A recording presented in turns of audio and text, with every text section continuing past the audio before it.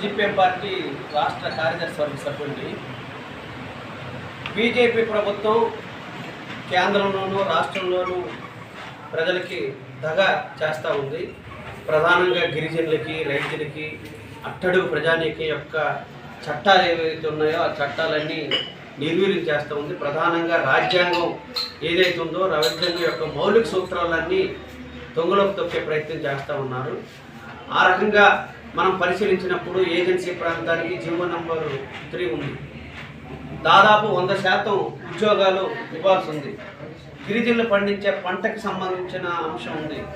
ఏదైతే జీసీసీ ఉందో జీసీసీకి సంబంధించిన దానిలో పటిష్టం చేయాలి, దాని బడ్జెట్ కేటాయింపులు జరగాలి. అటవీ హక్కుల చట్టం ప్రకారంగా అటవీ పరిరక్షణ చేయాల్సి ఉంది. దాన్ని కూడా ఇటీవల కాలంలో ఆ చట్టాన్ని కూడా నిర్వీర్యం చేసే పద్ధతిలో ఉన్నారు. ఎవరైతే పోడు వ్యవసాయం చేస్తూ ఉన్నారో వాళ్ళందరికీ పట్టాలు ఇవ్వాలి, ఆ రకంగా సంరక్షించాలి.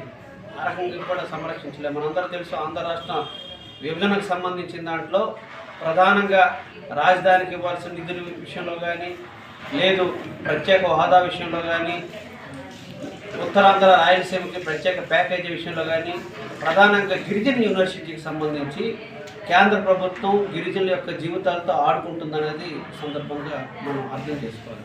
ఈ నేపథ్యంలో ఆంధ్ర రాష్ట్రంలోనూ దేశంలో నిందితులు జరుగుతూ ఉన్నాయి. ఇంత అన్యాయం చేసిన బీజేపీ పక్షాన ఈరోజు తెలుగుదేశం, జనసేన ఉండి కూటమి కట్టడం అనేది ఆంధ్ర రాష్ట్ర ప్రజలకు అన్యాయం చేయడం అనేది స్పష్టం. ఎందుకంటే ఒకప్పుడు మనం చూస్తూ ఉన్నాం స్టీల్ ప్లాంట్. ఈరోజు స్టీల్ ప్లాంట్ ఉత్తరాంధ్రకి 1,00,000 మందికి ఉపాధి అవకాశాలు కల్పిస్తూ ఉంది. ఎక్స్పాన్షన్ అయితే మరొక 1,00,000 మందికి ఉపాధి అవకాశాలు కల్పించడానికి అవకాశం ఉంది. వాళ్ళు అడుగుతుంది ఏంటి? సొంత గనులు ఇవ్వాలి, ఆ రకంగానే వర్కింగ్ క్యాపిటల్ ఒక 5,000 కోట్లు ఇవ్వాలి, ఆ రకంగానే సామాజిక న్యాయం ఉండేదానికి అవకాశం ఉంటుందని. ఈరోజు స్టీల్ ప్లాంట్కి సంబంధించి ఏదైతే ముడిసరుకు ఉందో ఇవ్వకుండా అనేక ఇబ్బందులు పెడతా ఉన్నారో వాళ్ళ ఆస్తులు కూడా ఈరోజు అమ్మేసే ప్రయత్నం చేస్తూ ఉన్నారు.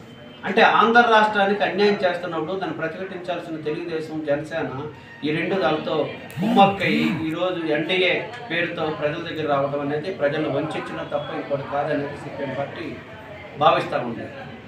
అదే రకంగా ఈరోజు వైఎస్ఆర్ పార్టీ కూడా రాష్ట్ర ప్రయోజనాల కన్నా బీజేపీ ప్రయోజనాలే ఈ 5 ఏళ్ల కాలంలో చూసాం. రాష్ట్రపతి ముర్ము సంబంధించిన విషయంలో ఈరోజు బీజేపీ పార్టీకి సహాయ సహకారాలు ఇచ్చారు. అట్లాగే రైతులకు సంబంధించిన నల్ల చట్టాలు వచ్చినప్పుడు దానికి సహాయ సహకారాలు ఇచ్చారు.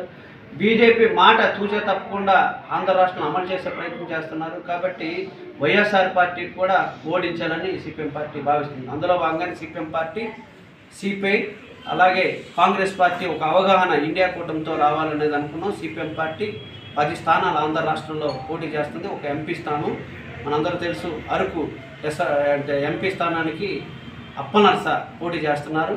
కురుపాముకు సంబంధించిన దాంట్లో మన రమణ గారు ఇక్కడ పోటీ చేస్తున్నారు సిపిఎం పార్టీ తరఫున.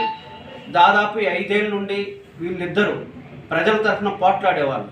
మనందరూ తెలుసు 170 ఎట్లా తూట్లు పొడుస్తూ ఉన్నారనేది, గిరిజన చట్టాలు వచ్చినప్పుడు ఏ రకంగా ఇబ్బంది పడుతున్నారనేది, పేసా చట్టాన్ని కేంద్ర ప్రభుత్వం నిర్లక్ష్యంగా వ్యవహారం చేస్తే దాని మీద పోట్లాడే విషయంలో కానీ అన్ని విషయాల్లో కీలకమైన పాత్ర వీళ్ళిద్దరూ నిర్వహించారు. కాబట్టి ప్రజలందరూ అర్థం చేసుకొని ప్రజా పోరాటాలకి మద్దతు ఇవ్వమని సిపిఎం పార్టీ కోరుతూ ఉంది. ప్రజా పోరాటాలకు సంబంధించిన దానిలో ఎవరైతే ఈరోజు అనేక స్కీమ్ వర్కర్లు ఉన్నారో, రైతులు ఉన్నారో, గిరిజనులు ఉన్నారో వాళ్ళందరూ సిపిఎం పార్టీ అభ్యర్థులకి సపోర్ట్ ఇవ్వాలని సిపిఎం పార్టీ భావిస్తుంది. రేపు 22వ తేదీన సిపిఎం పార్టీ ఇక్కడ నామినేషన్ అయిపోతున్నాం ఎమ్మెల్యే క్యాండిడేట్ సంబంధించి. అలాగే పత్రికా విలేకరులకు సంబంధించిన దాంట్లో కూడా మీరు సహకారం ఇవ్వని మేము అడుగుతా ఉన్నాం. ఈరోజు కేంద్ర ప్రభుత్వం మనందరూ తెలుసు పత్రికా విలేకరుల మీద టార్గెట్ పెట్టింది. వాళ్ళు యూట్యూబ్ ఛానల్స్ని ఈరోజు బ్లాక్ లిస్ట్లో పెట్టిన సందర్భాలు ఉంది. అనేక మంది పత్రికా విలేకరులను కూడా అరెస్టు చేస్తున్న సందర్భం ఉంది. కాబట్టి ప్రెస్సులు అట్లాగే మిత్రులు మీరు కూడా సహాయ సహకారాలు ఇవ్వాలని సిపిఎం పార్టీ కోరుతా ఉంది. అదే రకంగా ఈరోజు వైఎస్ఆర్ పార్టీ కూడా రాష్ట్ర ప్రయోజనాల కన్నా బీజేపీ ప్రయోజనాలే ఈ 5 ఏళ్ల కాలంలో చూసాం. రాష్ట్రపతి ముర్ము సంబంధించిన విషయంలో ఈరోజు బీజేపీ పార్టీకి సహాయ సహకారాలు ఇచ్చారు. అట్లాగే రైతులకు సంబంధించిన నల్ల చట్టాలు వచ్చినప్పుడు దానికి సహాయ సహకారాలు ఇచ్చారు.